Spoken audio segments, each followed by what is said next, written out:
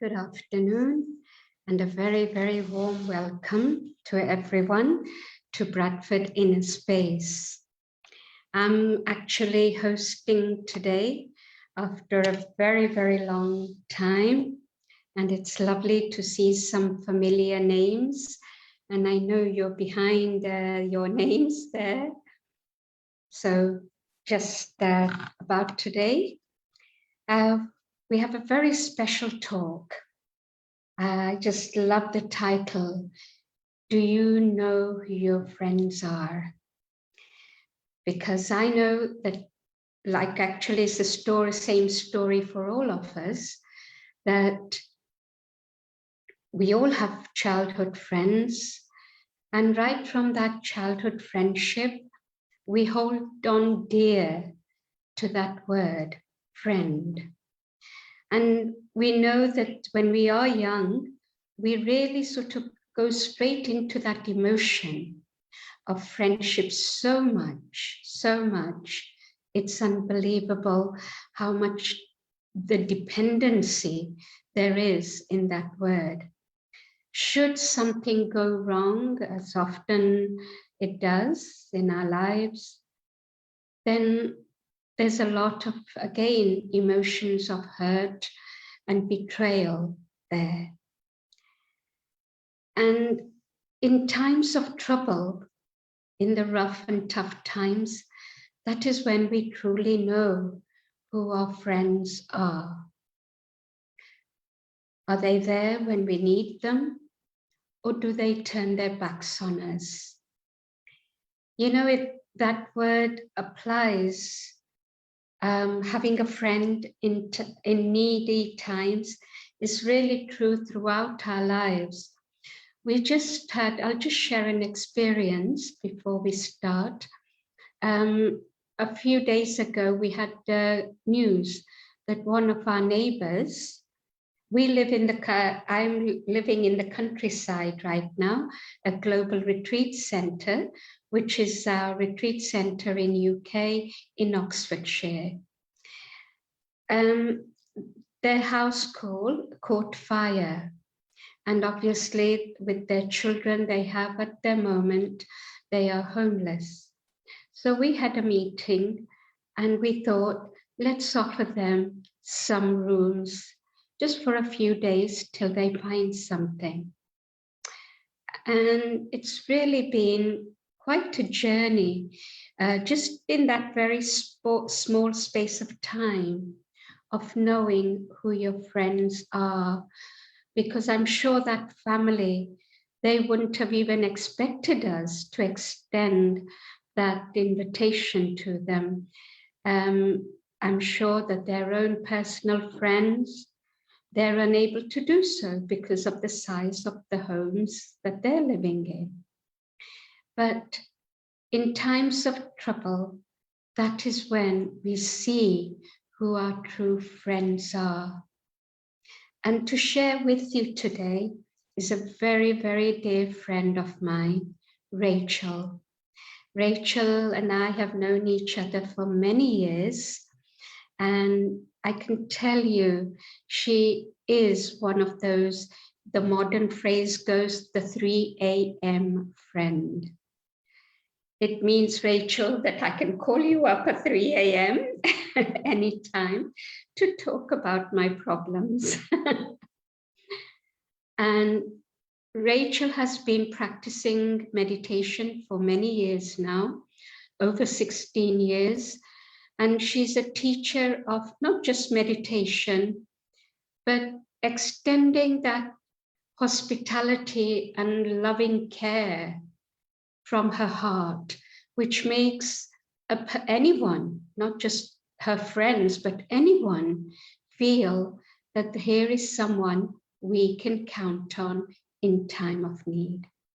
So Rachel, before any further ado, I'm going to hand over the mic to you to explain exactly what friendship is.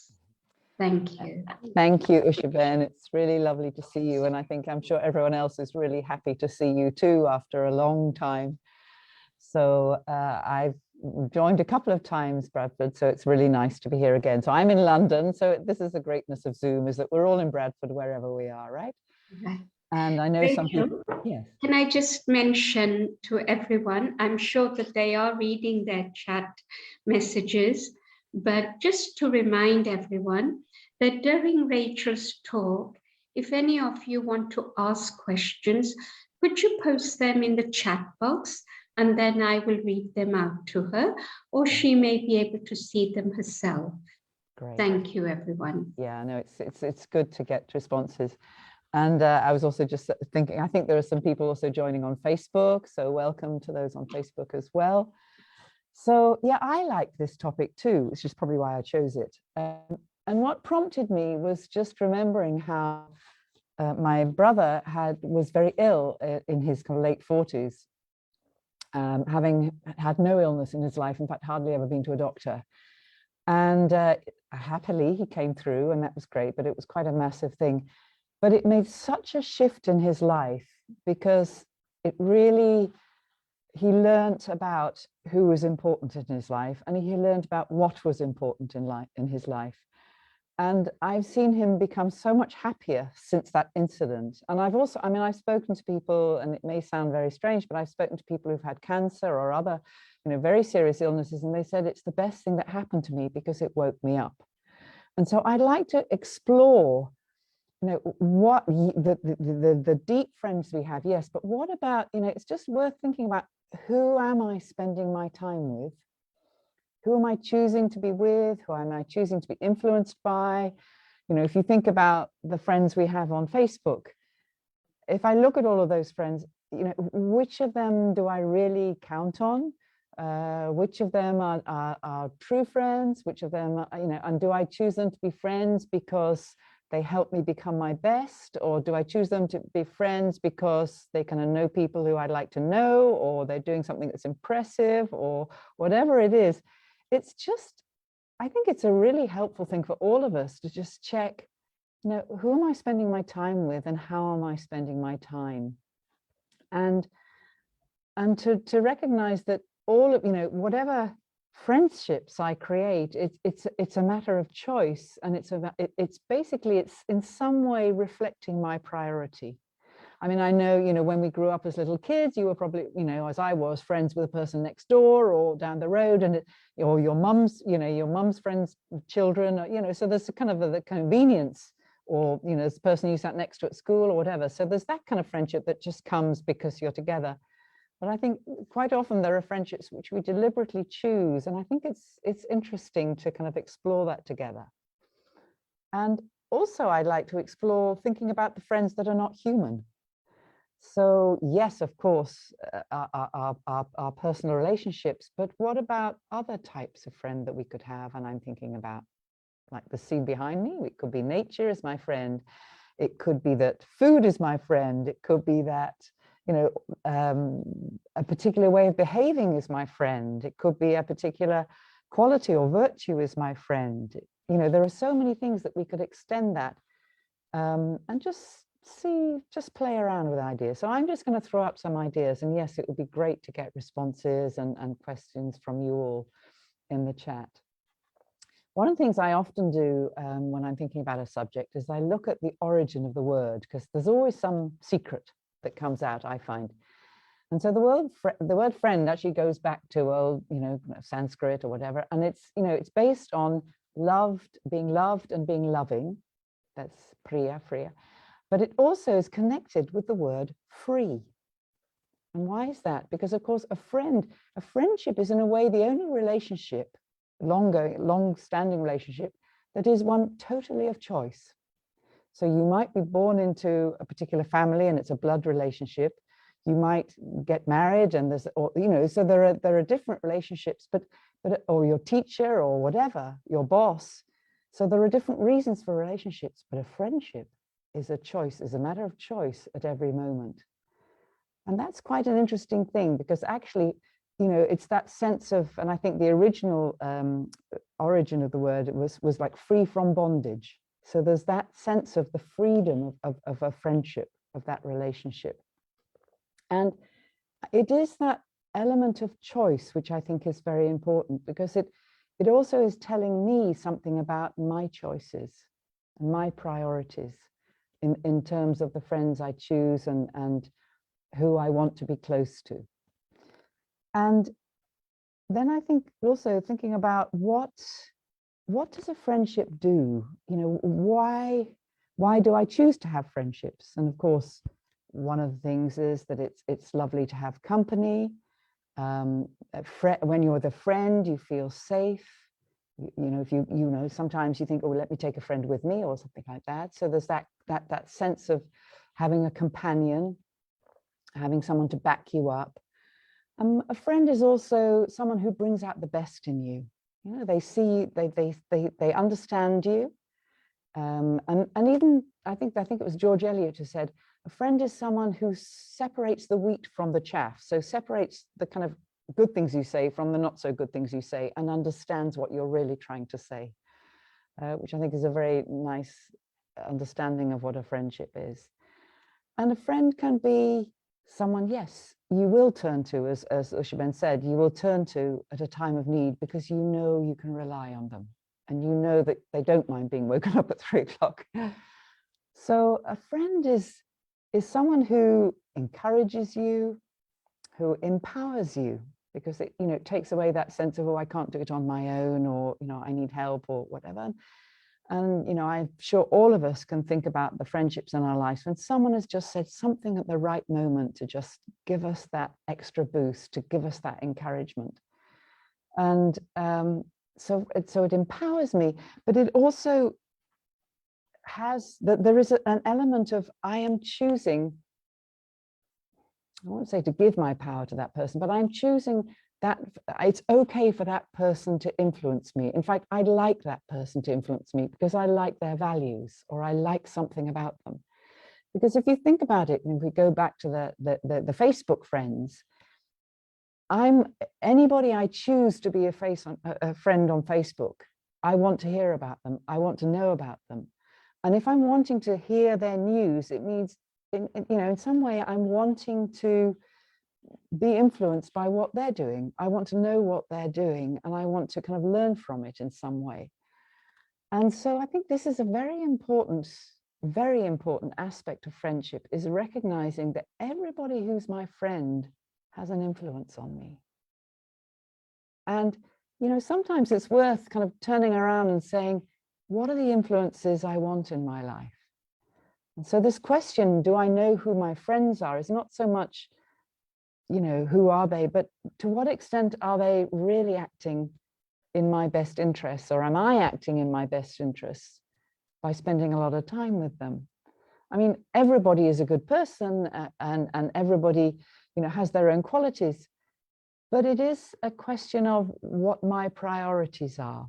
And I know sometimes in my life, you know, I've so wanted friendship that I've kind of suppressed my own priorities or my own values. And I've just kind of gone along because that's what everyone else is doing. And I wanted to be in that crowd, or I wanted to have a friend. And you can do that for a short while, but then, you know, you start, you know, if you suppress anything in yourself, then that kind of can lead to depression, or it can lead to other things, because, you know, I'm not actually being who I really am. And I think this is, you know, it sounds silly, but I think this is a huge issue in the world today. I think an awful lot of us are going around not really feeling able or confident to be who we are, and to stick by the values that really are in our hearts, but it's just not convenient, or it's not comfortable, or it's not approved of, or whatever it is. And I think this is, to some extent, you know, a reason for the sadness in the world today, is that I think a lot of us are just not actually really being who we want to be. And of course, there are lots of reasons. You know, life is particularly tough, and you know, especially now. But I think this time of COVID, and this time of lockdown, and huge changes in our everyday lives, as well as the political and economic and environmental situation, I think it has woken us up in sense of, we're just saying, you know, what's priority now? And how am I spending my time? Because, you know, all of us had our lives totally turned upside down, and we couldn't do what we'd always done, and we couldn't relate in the same way to people as we'd always done, and we couldn't go out when we felt like being on our own, you know. So there were all sorts of things going on, and some of them were good. Some of them, you know, people spent time together. It was lovely seeing dads and their kids in the fields and in the park. We got to know our communities and help each other more. So there were good things that happened, but there were an awful lot of challenging things. So there were a lot of ways in which people realized that perhaps people who thought they were their friends were no longer their friends. But then, you know, the converse was that also there were people who they'd never actually spoken to, a bit like the neighbors next door, and, you know, they come and live with you. So it can happen both ways. But I think there has been some benefit in all of this great difficulty, and I don't want to underestimate that in any way, and it's not over yet. But I think the fact that for many people, it has just made us stop and say, how am I spending my time? What's most important to me in my life? And, you know, a lot of the things that we spent our money or our time on before, maybe we're not doing that anymore because, you know, we thought it was a must, but it wasn't a must. It was just a habit. And I think that's quite an interesting bridge, is this idea of a friend and a habit. Because I think a habit in a way can feel like a friend. It's familiar. This is what I do. This is what I've always done. But again, this is a time to question, are the habits, are the routines, are the things that I've always done, I like doing, or maybe I've just got used to doing, are they actually my friends? Are they actually acting in my best interest? Are they helping me, or are they just kind of a sort of comfort blanket to keep me going? Or just, I haven't even thought about it. I'm just doing it because that's what I've always done, or that's what everyone else is doing, and so let me do it too. And so with a friend, you know, thinking about who are my real friends, it's really, you know, it goes back to that original question of, you know, what is my priority in life right now? You know, and that kind of number one question, but it's a question that I have to keep asking myself. You know, why do I think I'm here? And how do I want to spend my time? I mean, I can spend my time constantly with people, doing this, doing what they want, going where they want to go. And that's lovely. But is that really what I want to do? Or I can spend the whole of my time on my device, on my telephone. And you know, apparently now, you know, people spend more time on their phones or online than 11 hours a day than they do anything else, even working. And yet, you know, we have a world where they say that a quarter of people don't have anyone to talk to, that, you know, a third of the people never speak to their neighbors. So, you know, we may have certain things that are going well, but there's a huge disconnect. And, you know, even with our friends, you know, on the one hand, yes, we're calling them a friend, but to what extent do I really understand them, or do they understand me? And what if I changed my way of being? What if I changed my habits? And would they still accept me? Would they still like me? So there's a lot of things that go with friendship that other than just, you know, we get on together, or we like each other, or we like doing the same thing. It's that's kind of one level.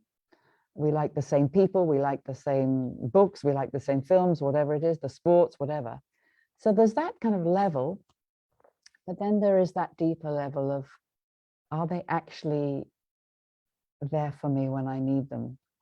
And will they, you know, that wheat and the chaff, will they be, do we understand each other so much that actually when things do get tough, they can actually help me? They can just, and how do they help me? Not necessarily by being the kind of rescuer, But a friend, really, the best thing a friend can do is to remind me of my own power, my own inner power. And really, that's the greatest friendship I can give to someone, is simply, even if, you know, like if I've lost the plot and I'm angry or I'm behaving badly or I've said something wrong, if my friend can still keep a good vision of me and not see the presenting behavior, as they would call it, not see the behavior that I'm, or the mess that I'm in at the moment, or the bad state I'm in, and still keep that good vision. And you think of parents and, you know, their children go, you know, through a little bit of a tantrum and whatever, and they don't stop loving the child. They just recognize that they're kind of, you know, in a bit of a state. And similarly, you know, when I get angry or I behave selfishly or whatever, you know, if someone can look at that, the behavior, and just say, you know, she's just in a bad place at the moment. And if you think about it, we're all in a bad place at some point. We've all lost our confidence. We're all feeling fearful. We've all got pain. We've all been hurt. We all sometimes don't feel good enough, or we feel left out, or whatever it is. So, you know, that true friendship is the friendship that sees beyond the behavior and recognizes something much deeper. And many of you will be familiar with the teachings of the Brahma Kumaris. And really, the essence of our teachings, our understanding, and what we meditate on and what we contemplate, is this understanding that actually I'm not Rachel, I'm not my physical appearance, I'm not the job that I have or had, I'm not the family I was born into, I'm not the gender I happen to be or the way I look. Each one of us is that point of light, that being of consciousness that is inside this body. So as a friend, a true friend, I'm seeing beyond the superficial, and I'm seeing something much deeper that we both have in common. And in order to do that, I have to just keep reminding myself of who I really am. Because if I remind myself that I'm not Rachel, that Rachel is just the part I'm playing, I'm very, very happy to be playing the part right now and to be being with you all. But this is not the totality of who I am. This is just, this is just the temporary personality that I've got at the moment. But I, the soul, the being of light, I'm connecting with you now. I can't see your faces at the moment, so I'm not distracted by what you look like or how you're behaving or anything. I'm actually looking at a tiny white point of light at the top of this laptop. But I'm imagining, and I do feel your presence. So I'm connecting with you in a way that's beyond the superficial. So like the soul is connecting, vibrating with the souls through the magic of Zoom. Or maybe we don't even need Zoom for that. Maybe we just go straight. But this idea that if I recognize the goodness in myself, and that those qualities of peace and love and happiness and purity and joy within myself, then what I'm doing is I'm starting to become a friend to myself. And that's where it always begins. So I become a friend to myself in that I see my goodness. I see my good qualities. I'm still aware of the anger, the fear, the pain, the greed, the whatever it was, the selfishness. I'm still aware that that's become normal. It's not natural, but it's become normal. But only when I start to really not just see, but feel and deeply acknowledge the good qualities will I have the power to just let those go. Because a child will never let go of a toy unless it has a better toy to play with. And these toys, this anger, this fear, this greed, this selfishness are simply coping mechanisms. Because I've been unhappy, I felt lonely, I felt unable to manage on my own. And so this is what I've turned to as my friends. I've used these, they used to call them vices, I've used these weaknesses as my friends to help me. And why did I use them? Because I wanted peace, so I got angry. I wanted love, so I got greedy. Whatever it was, you know, it's like I used these negative things in order to try and find what I was looking for. But actually, it was always and always will be inside me.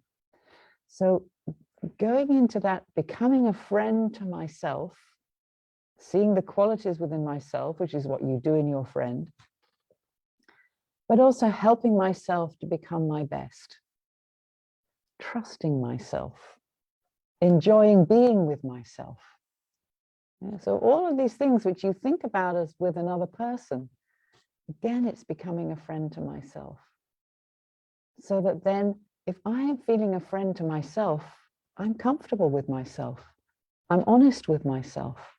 I can trust myself. And therefore, it's much, much easier to be comfortable and to trust and to enjoy being with other people. And then, of course, there's another friend, the eternal, the divine. So just as I am a soul, a point of light, a point of consciousness, the divine is also simply a point of consciousness. And when I'm in that awareness of being that point, then I can create a relationship of friendship with the divine. Now, we often think about God as the one who, you know, points there and says, let a flood go there, or, you know, sends punishment here. But that's not how I understand God to be at all. God is there simply, you could say as my parent, you could say as my guide, but I love, the relationship I love the most is God as my friend, as my companion.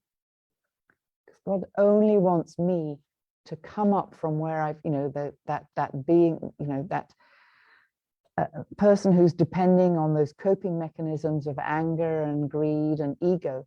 God wants me to let go of those, to take back or to bring back, to re-emerge my positive qualities, so that then I can come to a level where we're that former level where I started.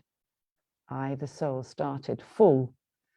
And then all these things happened that just took me down, took away my confidence, took away my self-respect. And when self-respect is lost, then honesty becomes lost, and then hope becomes lost. And so this is why a friendship, developing a friendship, first of all with myself, and then through that friendship with myself, that trust in myself, a relationship of love and trust with God. And that is the most beautiful friendship. Because what can you imagine any human being who you could always rely on, who knows everything you need to know, who knows you better than you knows yourself, who understands you completely, who has the highest vision of you that you would never even dream of. This is the divine. This is God. And so what a beautiful friend to have. And God's purpose is simply to help me become my best, to help all of us become our best selves. So, and what greater act of friendship is that, is to have that vision, that beautiful, pure vision of who we really are, so that we can then rise up to that. And I often think there's another friend, a very important friend, that helps us with that connection with God, with the divine. And I think, you know, talking about being friends with myself, being friends with my conscience. Now, sometimes just the word conscience can make you feel a bit uncomfortable, can make me feel a bit uncomfortable. But actually, my conscience is my greatest friend. If I don't listen to it, it'll stop speaking to me. But my conscience is what tells me what's useful, what isn't useful, what's true and what isn't true, what's valuable, what isn't valuable. And so if I listen to that inner wisdom, I'll be guided towards what really my values are, what's really important to me. So not what's convenient, not what's approved of, but what matters to me. And I think all of us probably have kind of let go of the conscious, because sometimes, you know, it's just not possible, it's difficult, or, you know, it's just not going to go down well in the family or at school or wherever it is at work. But, you know, whenever I go against my conscience, the person who loses out is me. Because whenever there's some kind of covering, then the heart closes. There's some kind of a loss to myself. And, you know, whatever I do, I may not consciously be aware of it, but it has a big impact on lowering that sense of self-worth, that sense of I can, that sense of power. And so to be a friend to the self, to create a loving relationship with God, a friendship, a companionship, and to use my conscience to keep that relationship clean and honest and loving.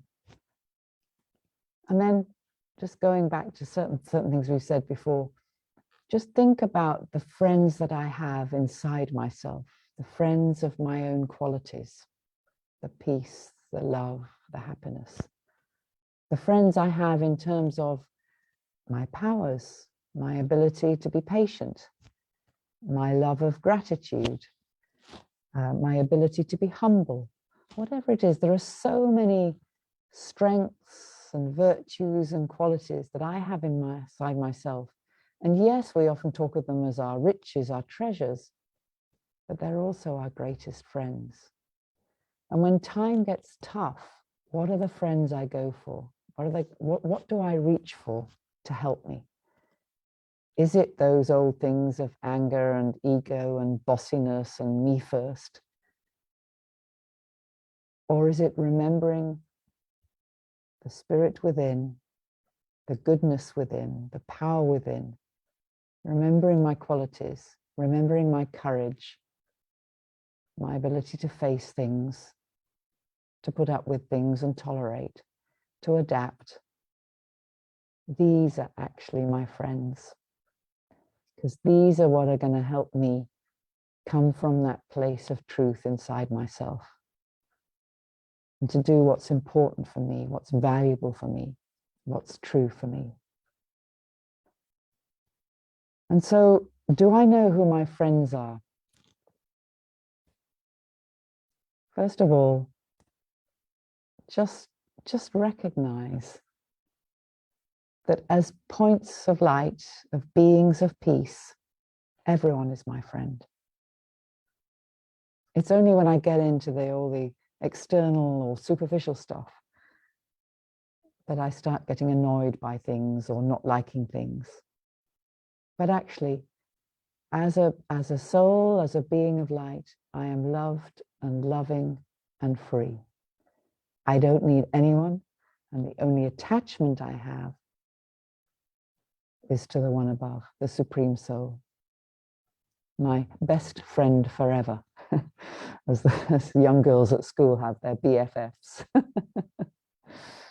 And so if you haven't done the Raja Yoga course, which is all about becoming a master of my mind, but also a friend of my mind, and also that connecting with myself and also connecting with the divine, and discovering those qualities and those powers that I have within myself. If you haven't done the course, I'd really recommend you do it, because even if you decide not to meditate after this, it will give you something that will be valuable for life. It will be such an interesting learning.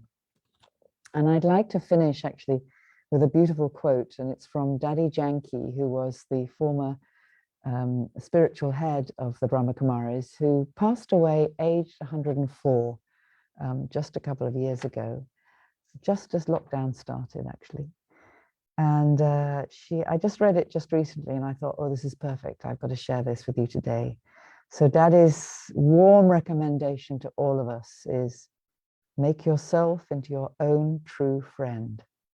make God your friend, and continue to be loving with everyone. So perhaps that can be our little sweet challenge to ourselves, and maybe pay special attention to it over the next week. To what extent am I my own true friend? Would I like to have a friendship with God? And how do I feel about absolutely everyone, whoever they are, however they are? So thank you very much. I'm going to stop now, and I'd love to hear feedback or some questions. Thank you, Rachel. That was really beautiful, and giving the true meaning of who a friend is. And of course, God is our most beautiful friend. Rachel, this is to everyone. Rachel wrote a question asking everyone, how do you deal with a friend who you empower, help, love, and then they cut you out of their life? And we haven't had any answers. If anybody would like to write something in the chat box, that would be lovely.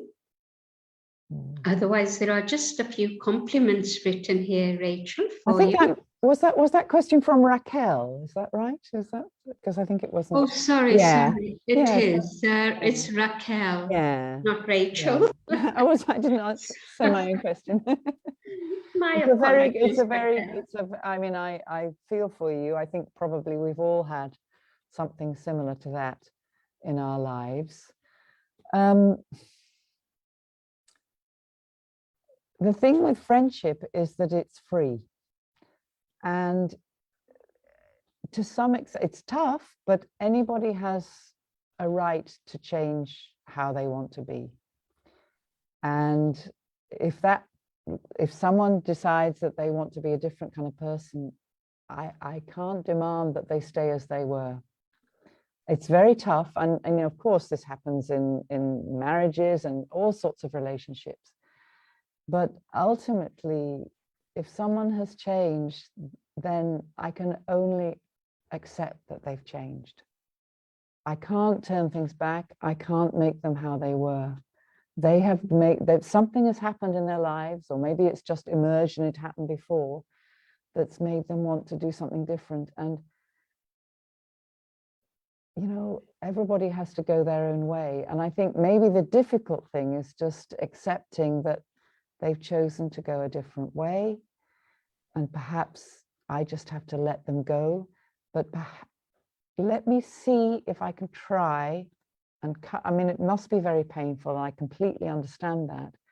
But let me try and just keep good wishes for them. You know, whatever has happened, maybe they're in a bit of a mess. Maybe they've just found something truthful about themselves that they didn't know before, and they weren't actually being true before. That can also happen. You know, you can be playing a character and then suddenly you realize, actually, that's not who I am, and I need to be different. And so I know it's difficult, but actually we have to let people go. We have to, you know, of course it's, you know, there are whether it's you know, if it's a family with children, that's different. But I think with friendships, we just have to let them be and keep good wishes. And the important thing is that I choose to be with people who are going to uplift me, who are going to share my values. And if that person did but doesn't anymore, then that's just the way it is, and I have to accept it. That's what I would suggest for myself. Obviously every situation is different, but ultimately people are free.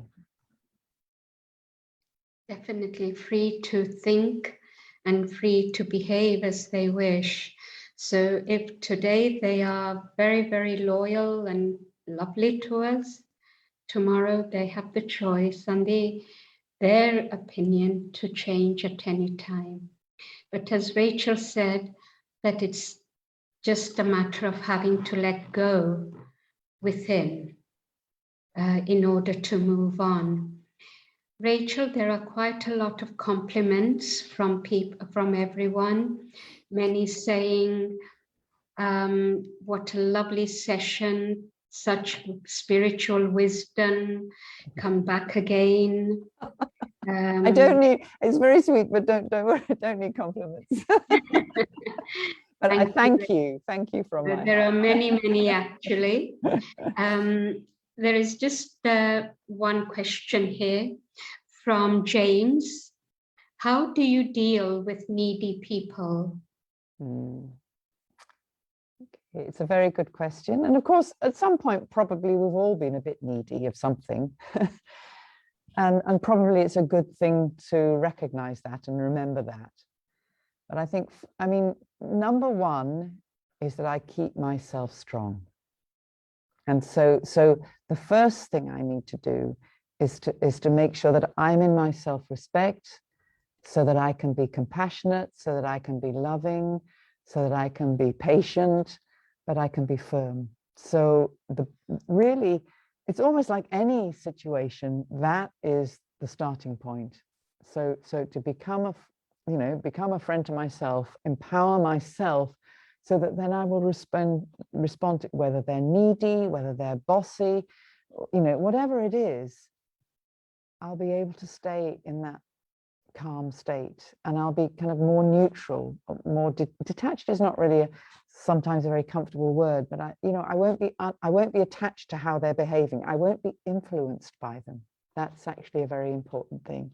So I won't be affected by their behavior, because someone who's needy is actually, it's quite irritating. And because you're feeling like you're being drained. So I just have to make sure with love that I'm not drained. And I often have the image of a bell jar, that thing that they put over butter or cheese to keep it fresh. So I have an image of a very large one going over me. And it's just like, I'm there for them. I'm listening to them. I'm really wanting to be compassionate and loving, but I'm not being influenced. I'm not being pulled. And I think that's terribly important, is that, because also for them as well, just, and if I can, as well as being compassionate, if I can make a point of seeing something really good about them, thinking about what their specialities are, that vision of mine and those thoughts of mine will keep me strong, but they'll make them strong. They won't hear the thought. But, if I'm feeling lacking in confidence, or I'm sorry for myself, and someone looks at me with such respect, such appreciation, that immediately lifts me up, lifts my mood. So those are just some things. And of course it's practice, and I don't often do, I don't always do it, but just keep practicing, but always so really the whole thing is about constantly trying to come from a higher position, a more elevated, a more loving position, and not from a position of fear or annoyance or regret. And it's not easy, because we're used to doing the other stuff, but just constantly, and really, when in doubt, good wishes are the magic. Thank you. Rachel, I'd like to share a saying that somebody has written, very lovely. As the saying goes, people come into your life for a reason, a season, or a lifetime. So beautiful. Very, very true. Beautiful. And another question here. How do you deal with separating with friends forever? Well, again, it's, and of course there may be lots of different reasons for separating.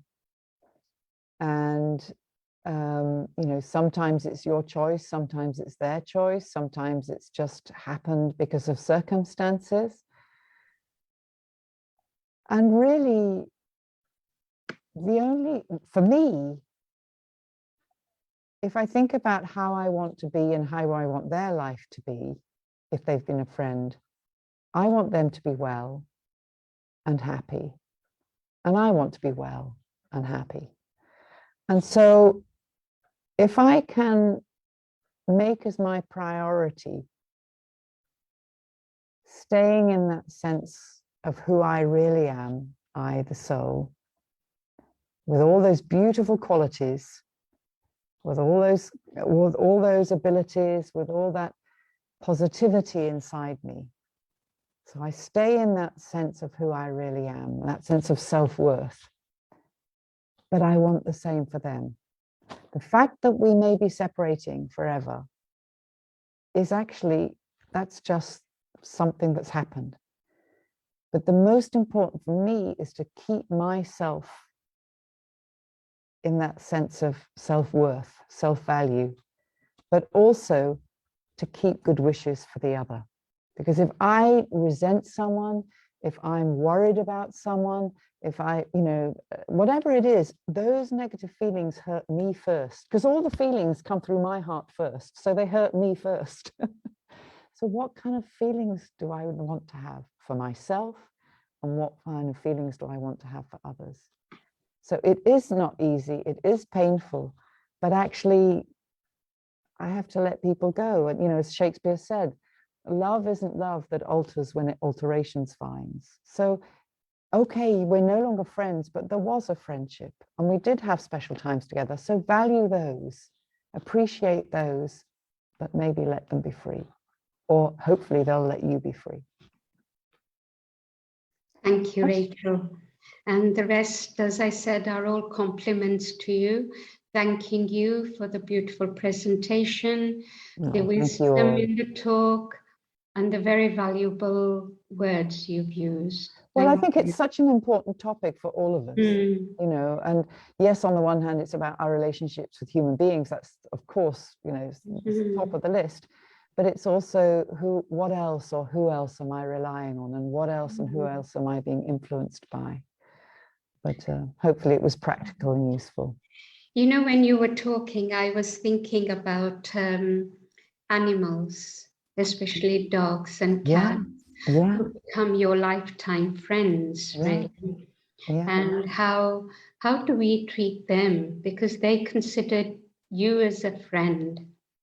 And I know that many, many people in the Western countries, that's how they do treat their dogs and their cats, as their best friends, somebody they can rely on for love.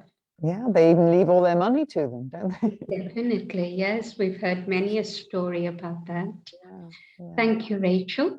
Rachel, before I finish, shall we have a commentary?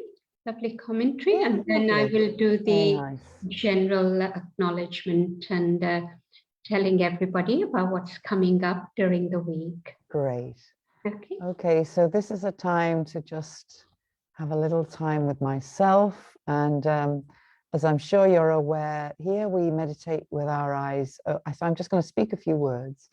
And we meditate with our eyes open. So if you want to rest your eyes on the scene behind me, or it could be something in your room, maybe there's a flower or a candle or just something, and that's something that you'd like to just rest your eyes quietly on.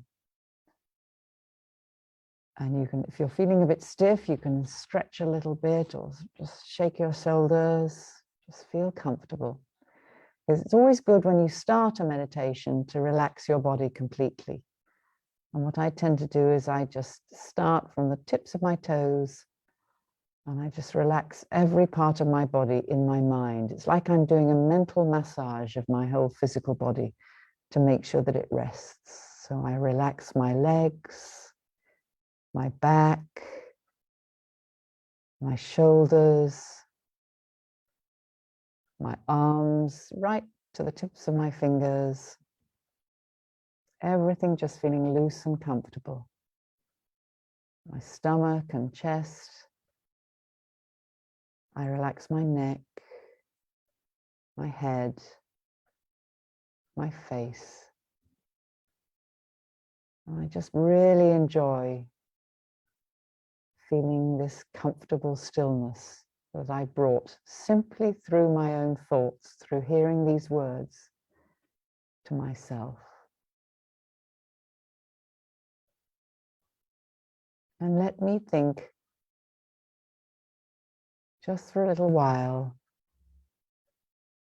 about that tiny, just imagine a tiny point of light in the middle of my forehead.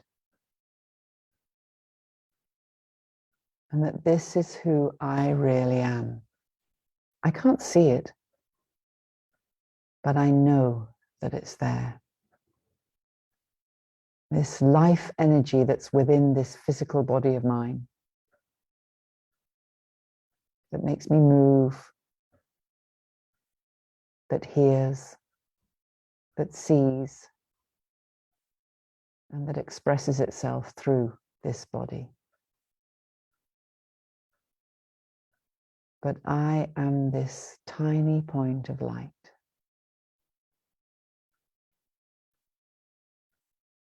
Separate from the personality, separate from the body.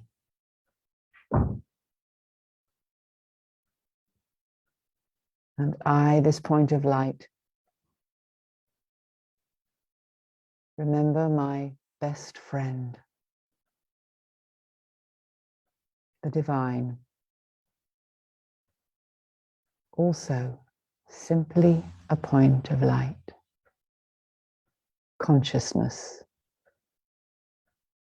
but the most beautiful, the most powerful consciousness in the world. And I choose to spend time with this beautiful consciousness, this beautiful being. I, the point of light, with my friend, with the divine.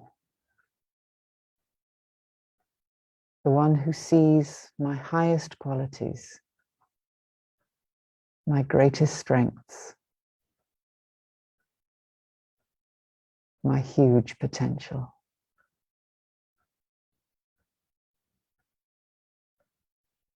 The one who fills me with love, with peace, with wisdom, and with such joy and bliss.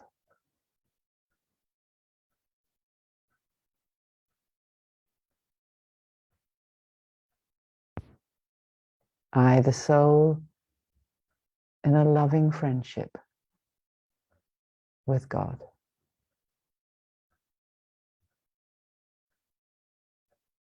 And I can go around with my friend wherever I want. I can call my friend whenever I want. I can ask for help. I can just want the company. I can get advice and signals.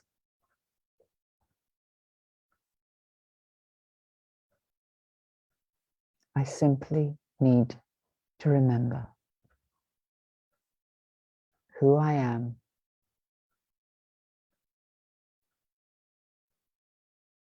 and who my friend is, my best friend.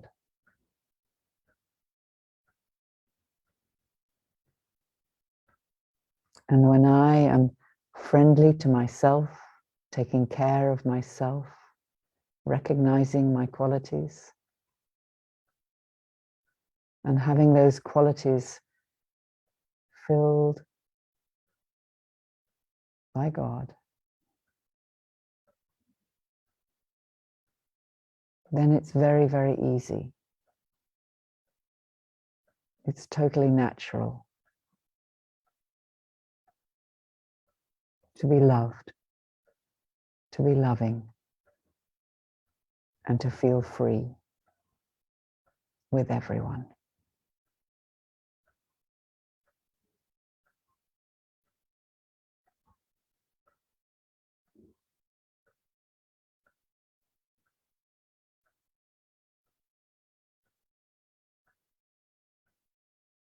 Om Shanti.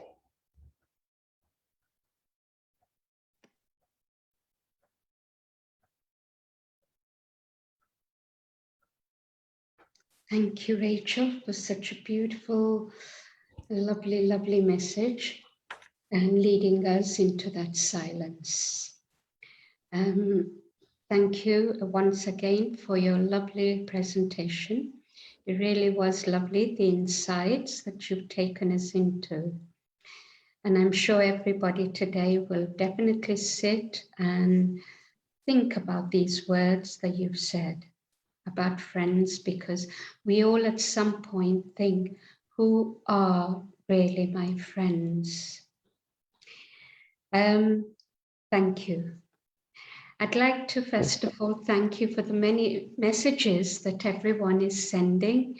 Many people here on this group haven't seen me for a long time, Rachel. So I'm so happy. So it's really lovely, even though their cameras are not on, just seeing their names. It's just so beautiful. So it's like meeting friends in person. So yes, thank you everybody. I really, really do appreciate your comments. And once again, Rachel, many other comments are coming in, thanking you. Yes, God is my best friend. And thank you, Rachel, for the wonderful talk. So they're really appreciating the very beautiful things, the insights you've led us into. Thank you, everyone. And thank you, Rachel. Thank you, everyone, for joining us. Please don't sign off yet. I'm just going to share what's on in the week. I'd also like to thank everybody on Facebook for joining us for this wonderful talk. Okay, so let's see now what we have. We have a new Zoom meeting code. Okay, so on Tuesday evening, 6 to 7, this is every Tuesday evening, we have creative meditation with Nirmala, and the Zoom meeting is, the code is 973 3703 6464. And the passcode is GREAT, capital G, capital R, and the number 8. Thank you. So please do remember this new code because it's certainly new to me. And then on Thursday evening, 6 to 7:30, with Margaret, we have the series on virtues and powers.